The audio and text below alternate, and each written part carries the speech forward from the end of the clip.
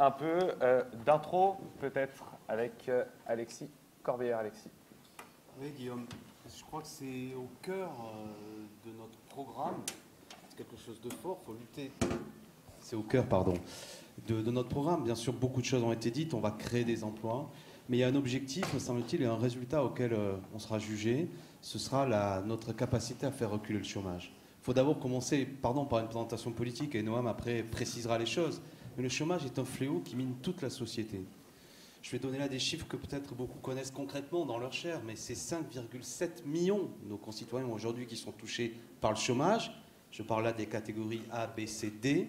Et c'est sur ces 5,7 millions, au moins 2,5 millions d'entre eux qui sont des chômeurs de longue durée, c'est-à-dire des gens qui sont au chômage au moins depuis 12 mois. C'est terrible parce qu'on le sait bien, ça touche 5,7 millions des familles. Souvent, on pourrait presque multiplier par deux. Au moins 10 millions de gens qui connaissent, soit pour eux, soit pour leurs conjoints ou leurs enfants, cette réalité-là. Et même les chiffres que je donne sont sans doute en deçà de la réalité. Ça a des conséquences économiques, des conséquences sociales, j'ai presque envie de dire des conséquences psychologiques sur beaucoup d'entre nous. Et il y a là quelque chose auquel il faut s'employer. Alors, précisément, ce que nous devons faire, c'est, contrairement à peut-être, je vais reprendre là des choses qui avaient été dites, contre le chômage, tout n'a pas été essayé. Bien sûr, il faut mettre ce que nous allons proposer là à la lumière de nos propositions de relance économique.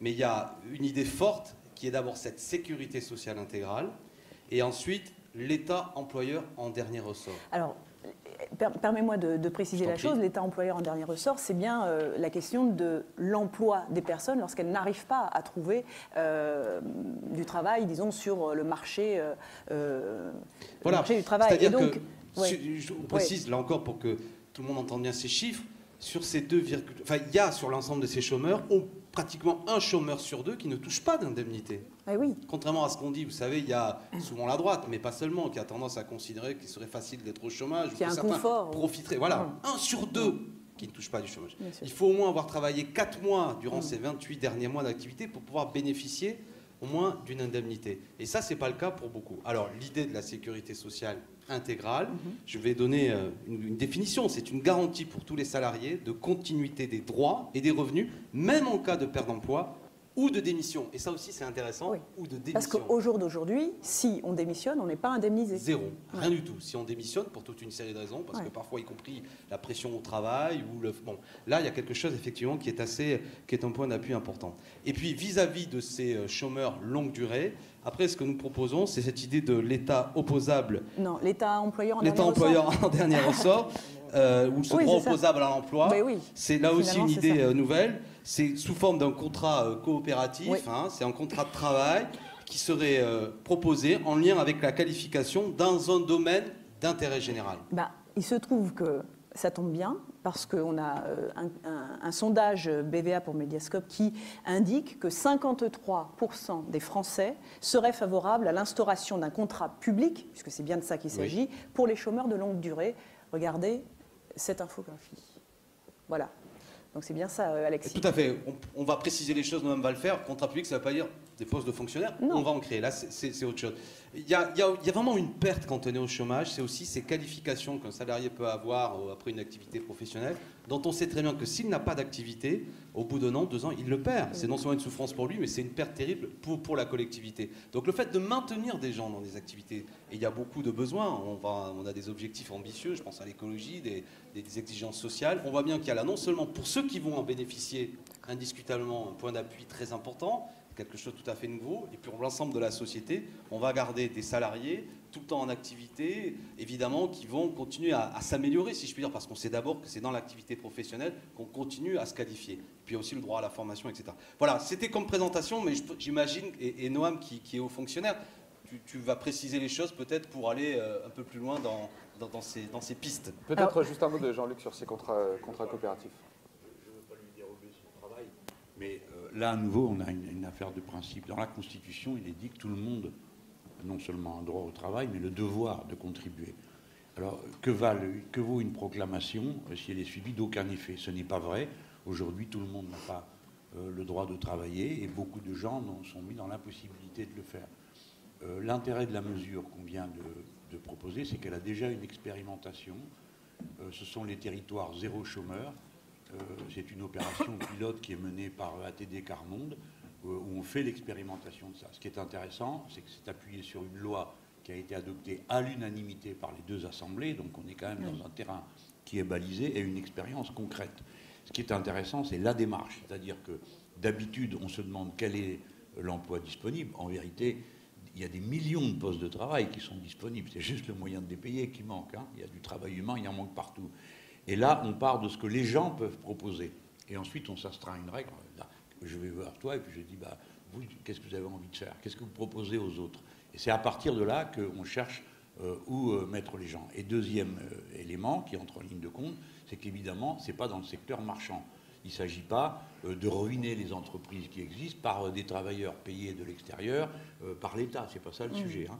Donc on va essayer partout d'abord de mettre en place des particulières, genre coopératives d'emploi. Il y en a, ils appellent ça les associations à but d'emploi, qui prennent en charge la personne et vont proposer ces services dans les secteurs non marchands. Il faut bien que tout le monde comprenne qu'il n'y a pas que les secteurs marchands dans la vie. Il y a des tas de services qui sont rendus à la personne humaine qui ne sont pas marchandisables tout simplement parce que ça ne produit pas dans l'économie traditionnelle de la valeur. Ouais. Et ça coûte combien ça quand même? Parce oui, que donc, concernant, donc je reprends mon... ces contrats coopératifs là, Alors, ça concernant suppose quoi les contrats comme coopératifs, investissement? donc on a au niveau de la population cible, aujourd'hui on a effectivement donc 2,5 millions de chômeurs de longue durée. Le fait qu'on met en place un large plan de soutien à l'emploi qui va créer 3 millions d'emplois va faire que cette population cible va diminuer. Et nous proposons ces contrats coopératifs. Donc on n'oblige pas les gens. Hein, on n'est pas du tout dans les mesures parfois que peut proposer la droite, d'obligation au retour à l'emploi. On propose des contrats coopératifs et nous on a pris comme hypothèse que 2/3 accepteront le contrat coopératif. Ça fait qu'on serait sur une population cible de 820 000 personnes. Et au total, en prenant comme hypothèse, on a fait des hypothèses sur les chômeurs indemnisés et non indemnisés, on a un coût net de 6,4 milliards d'euros en fin de mandat, parce qu'on fait des économies aussi sur... Aujourd'hui, ces gens-là perçoivent le RSA ou l'allocation de solidarité spécifique. Tu veux dire c'est au bout de 5 ans? On sera voilà, en fin de quinquennat, fin de on sera quinquennat. sur un coût de 6,4 milliards d'euros, ce qui est très faible compte tenu de l'ampleur de la réforme. Hein. Il y a énormément de chiffres avec ce nouveau système. L'État employeur en dernier ressort. Demain, on est au pouvoir. Les contrats coopératifs sont mis en place. Qu'est-ce que l'État me propose concrètement en termes d'activité? Qu'est-ce que je fais? Alors, là encore, on n'est pas du tout dans le dispositif. Hein. Je me souviens, à une époque, il y avait eu un député de droite qui disait qu'il fallait accepter n'importe quel emploi. Non, l'État vous propose, au bout de 12 mois, c'est un droit opposable à l'emploi, donc l'État va vous proposer un emploi en lien avec votre qualification. Vous l'acceptez ou pas. Et alors ça peut concerner des tas, il y a des tas de besoins aujourd'hui, comme l'a dit Jean-Luc Mélenchon, hein, dans le domaine de l'intérêt général, il y a des tas de besoins non pourvus. Un exemple simple, aujourd'hui, un gros problème, c'est le non-recours, notamment aux minima sociaux, parce qu'on n'arrive pas à faire les démarches administratives, parce qu'on ne comprend pas. Là, on peut avoir des écrivains publics, des personnes qui aident à faire de la médiation et qui permettent en fait d'aider ces personnes-là. Et puis, comme ça a été dit, ça va permettre aussi de soutenir le réseau associatif, parce qu'on nous présente toujours comme d'affreux jacobins, mais non, justement, 820 000 contrats coopératifs, ça permet aussi de faire vivre et de faire se développer le secteur associatif. Alors Alexis a aussi parlé de la question de cette sécurité sociale professionnelle qui est censée soutenir donc, un niveau de vie acceptable des personnes. Comment on finance ça aussi? Notre mesure est... elle est complémentaire. Voilà, elle est complémentaire. C'est-à-dire qu'il y a deux volets. Le premier volet, comme l'a dit Alexis, on répond à l'urgence sociale, donc on permet à des gens d'être indemnisés. Parce qu'aujourd'hui, presque la moitié encore, 2,5 millions de chômeurs ne sont pas indemnisés. Donc on met en place cette mesure qui consiste à garantir la continuité du revenu. C'est ce qu'Alexis a dit. Population cible, on l'a estimé à environ 500 000 personnes en début de quinquennat, 300 000 à la fin. Ça fait un coût de 3 milliards d'euros en début de quinquennat, de 2 milliards à la fin. Ça, on le finance par une légère augmentation des cotisations chômage de 0,6 points. C'est donc une très faible augmentation des cotisations. Et ça nous permet de financer la mesure.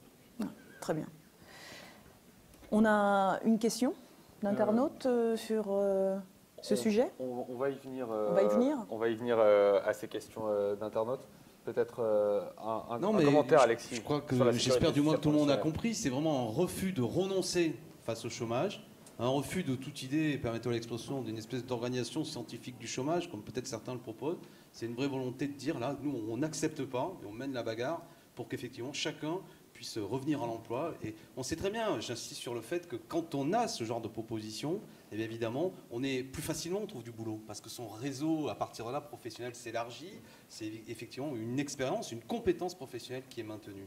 Et je crois que ça, c'est très important. Et on ne capitule pas aussi devant le fait que, j'insiste sur le chiffre que tu me faisais dire tout à l'heure, un chômeur sur 2 aujourd'hui n'est pas indemnisé. C'est terrible.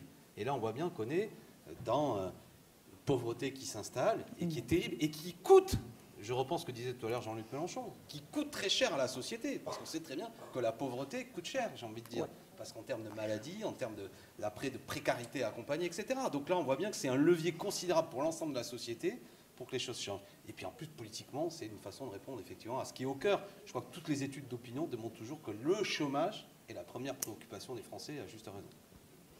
Bien, on va se retourner maintenant vers l'ensemble de nos community managers. Regardez comme ils sont concentrés. Il y a du monde cet après-midi pour... Alors Mathias, à l'instant, n'avait pas le regard sur son ordinateur. Et dès qu'on est arrivé vers lui avec la caméra, on a vu qu'il regardait. Mais il travaille très bien. JLM chiffrage, financement, retraite à 60 ans, égalité salaire, homme-femme, on n'en parle plus. La réponse, messieurs. Alors, évidemment qu'on en parle toujours, mais en fait, il faut considérer l'ensemble du financement de ces mesures. C'est-à-dire que c'est parce que, d'une part, on augmente le SMIC, parce qu'on crée des emplois et parce qu'on réalise l'égalité femmes-hommes, que finalement, on augmente la masse salariale et que donc on permet de faire rentrer des recettes sociales qui permettent de financer en fait l'ensemble de nos mesures. Donc, évidemment qu'on en parle, en fait, c'est compris dans l'ensemble de notre financement. Et évidemment, nous n'avons pas renoncé à l'égalité femmes-hommes. Et encore une fois, comme je l'ai dit, revenir à la retraite à 40 ans, c'est aussi soutenir l'égalité. Voilà, pardon, 40 ans de cotisation. C'est évidemment soutenir l'égalité femmes-hommes. Ce sera peut-être l'objectif d'un prochain quinquennat de 2022. Pourquoi pas. Je t'ai déjà posé la question tout à l'heure, mais j'aimerais un exemple un peu plus précis. C'est l'un de nos internautes qui a réagi avec ce hashtag JLM chiffrage. Concrètement, vraiment, dans les faits, qu'est-ce qu'on fait quand on est en contrat où l'État est employeur? Les contrats coopératifs. Le contrat coopératif, donc c'est un contrat. On n'est pas on est dans un vrai contrat de travail qui permet donc d'abord de maintenir ses qualifications, parce que comme Alexis l'a dit, aujourd'hui c'est un énorme gâchis, c'est-à-dire que les gens perdent leurs qualifications. Donc on leur permet de maintenir leurs qualifications, on leur permet de continuer à se former, et en leur proposant, alors j'avais pris l'exemple de l'aide, le recours aux droits sociaux, ça peut être dans le domaine de la protection civile aussi, on a des besoins qui ne sont pas pourvus. Dans le domaine de la dépendance, on a des besoins qui sont non pourvus. Dans d'autres domaines, que ce soit de la médiation dans certains quartiers, enfin, on a des tas de besoins qui sont non pourvus, auxquels les associations aimeraient répondre. Aujourd'hui, elles ne peuvent pas. Via ces contrats coopératifs, on peut aider, parce qu'on est dans le secteur, non marchand. Ces personnes-là, en fait, du coup, entretiennent leurs compétences, voire les développent, peuvent revenir après dans le secteur marchand ou poursuivre dans ce secteur non marchand, mais en fait on a enclenché une boucle vertueuse. Peut-être que tu peux préciser ce que disait tout à l'heure Jean-Luc Mélenchon, l'expérimentation qui existe déjà notamment, c'est-à-dire que l'association est le support des aides actuelles est complète. Oui, et en fait nous on propose en fait d'étendre et de le voir de façon beaucoup plus ambitieuse, plutôt que de faire ça dans un coin de façon un peu timide et voire timorée. Nous ce qu'on propose c'est de le développer parce qu'on est là sur effectivement une mesure qui est très intéressante. Bien, merci beaucoup messieurs.